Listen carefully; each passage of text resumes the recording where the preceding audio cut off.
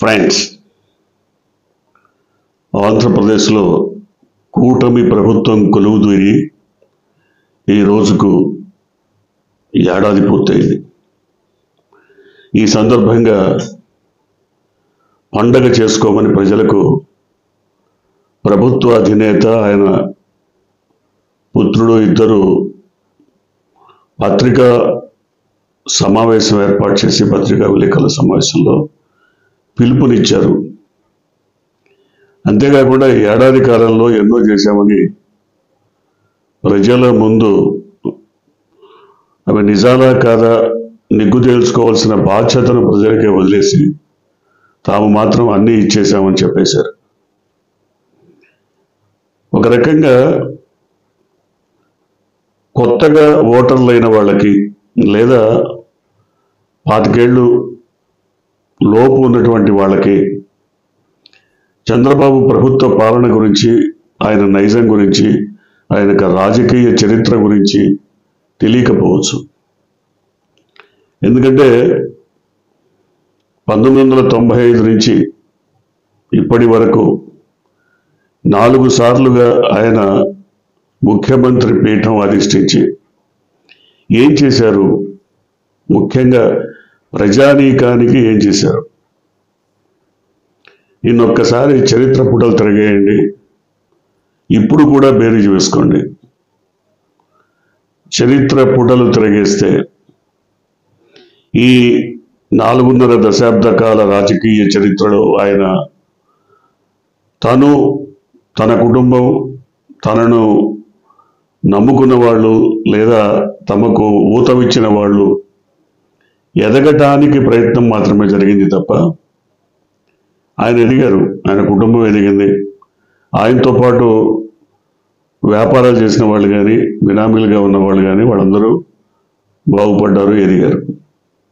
లేదా కార్పొరేట్ సంస్థలకి ఆయన మరి ఘన స్వాగతం పలికి రాష్ట్రంలో అవకాశాలు ఇచ్చారు. కానీ పేద ప్రజలకు, బడుగు బలహీన వర్గాలకు, దళితులకు, గిరిజనులకు ఏం ఒరిగింది? ఈ 4 సార్లు ఆయన ముఖ్యమంత్రిగా ఉన్న టర్మ్స్లో లేదా 4.5 దశాబ్దాల ఆయన రాజకీయ చరిత్రలో పేదలకు ఒరిగించిందేంటి? ఎక్కడ కూడా పేదలు, నిరుపేదల కోసం ఈ కార్యక్రమం, ఈ సంక్షేమ కార్యక్రమం నేను రూపుదిద్దాను, వీళ్ళ కోసం ఇవి ఇచ్చాను అన్న దాఖలాలు ఉన్నాయా? ఎందుకు ఈ మాట చెప్పుకోవాలంటే, ఇప్పుడు కొత్తగా ఆయన ఏదో ఒరిగిస్తారు, కొత్తగా పేదవాళ్ళ కోసం ఆలోచిస్తారు, పేద ప్రజలు, బడుగు బలహీన వర్గాల కోసం ఆయన కొత్తగా సంక్షేమ పథకాలు ఏవో చేపడతారు, వాళ్ళ సంక్షేమాన్ని ఆకాంక్షిస్తారు అని ఎవరన్నా అనుకుంటే అంతకంటే మూర్ఖులు ఇంకోటి ఉండరు, ఎట్టి పరిస్థితుల్లో ఉండరు. సేపటికి ఆయన ఏదో ఒక కార్యక్రమం చేపట్టాలి, అది నీరు చెట్టు, దోమలపై యుద్ధం, ఇంకో ఆకాశంలో మేఘాలు సృష్టించడం, ఇట్లాంటి కార్యక్రమాలు తీసుకొని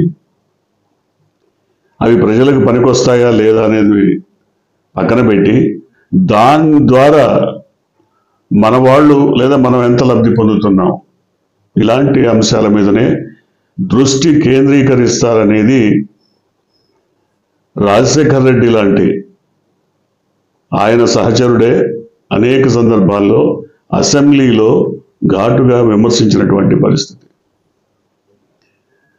మనం ఒకసారి గతంలోకి వెళ్తే, మొన్న కూడా రోసయ్య గారు చెప్పారు, రోసయ్య గారు ముఖ్యమంత్రిగా ఉన్నప్పుడే చెప్పారు, చంద్రబాబు ఎప్పుడు హామీలు ఇస్తాడు ఎన్నికల్లో, అలవి కానీ హామీలు ఇస్తాడు, ఆకాశాన్ని నేల మీదకి దించుతానంటాడు, ప్రతి ఇంటికి చందమామను పంచిపెడతానంటాడు, కానీ అవన్నీ సాధ్యమయ్యే పనులు కాదు. నమ్మి మోసపోయిన జనం వాళ్ళ కర్మకు వాళ్ళు బలైపోతారు అని. సో ఇప్పుడు కూడా అదే జరుగుతుంది. ఇవాళ ఆయన ఏం చెప్తున్నారు, అన్నీ ఇచ్చేసాం, సూపర్ 6 లేదు, సూపర్ 6 లేదు, అన్నీ ఇచ్చేసాం, ఒకవేళ ఎవడన్నా ఇవ్వలేదని కానంటే వాడిని 4 చీరేస్తాను, పీకేస్తాను అన్నంత మాట మాట్లాడారు. ఇచ్చేశారా?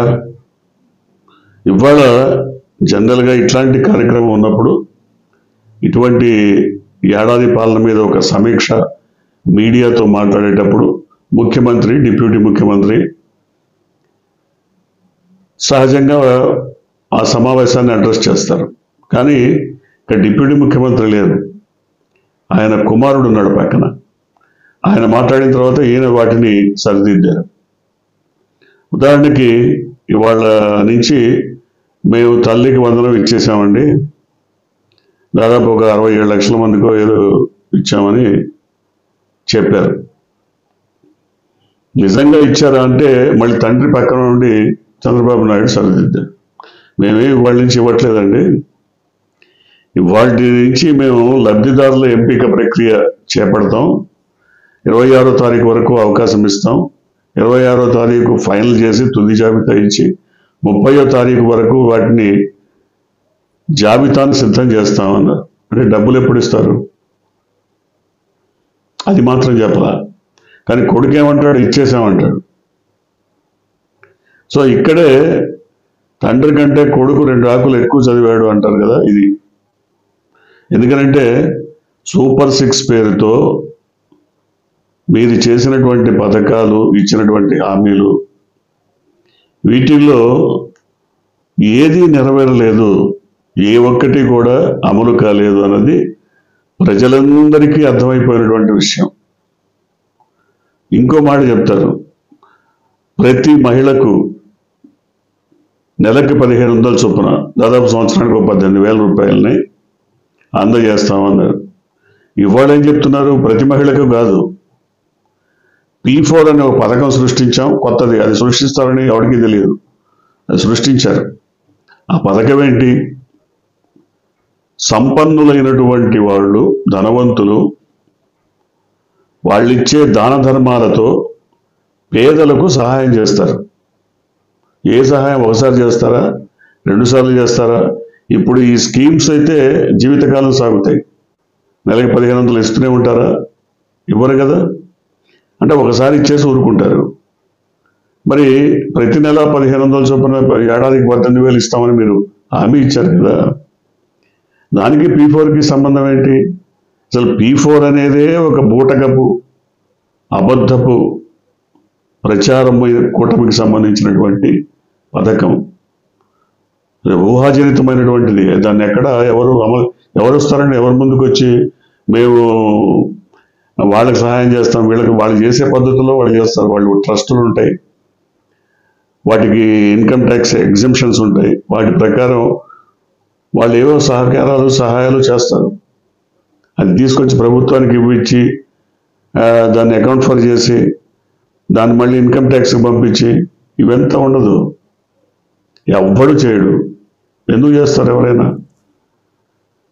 సో ఈ P4లు E4లు అన్ని ప్రజల్ని నమ్మించడానికి తప్ప ప్రాక్టికల్గా పనికిరావు, అవి అమలు కావు. సో మహిళలకు ఇంటింటికి ఇచ్చే పథకం లేదు. సరే, తల్లికి వందనం అంటారా, అది 30వ తారీఖు తర్వాత మరి ఎంతమంది ఆ జాబితాలో ఉంటారో, ఎవరు ఉండరో తెలియదు.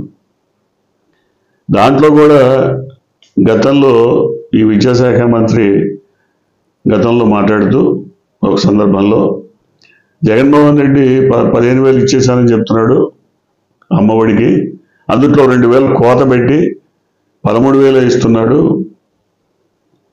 ఆ 2,000 మరి అక్కడ స్కూల్ మెయింటెనెన్స్ తీసుకుంటున్నాడు.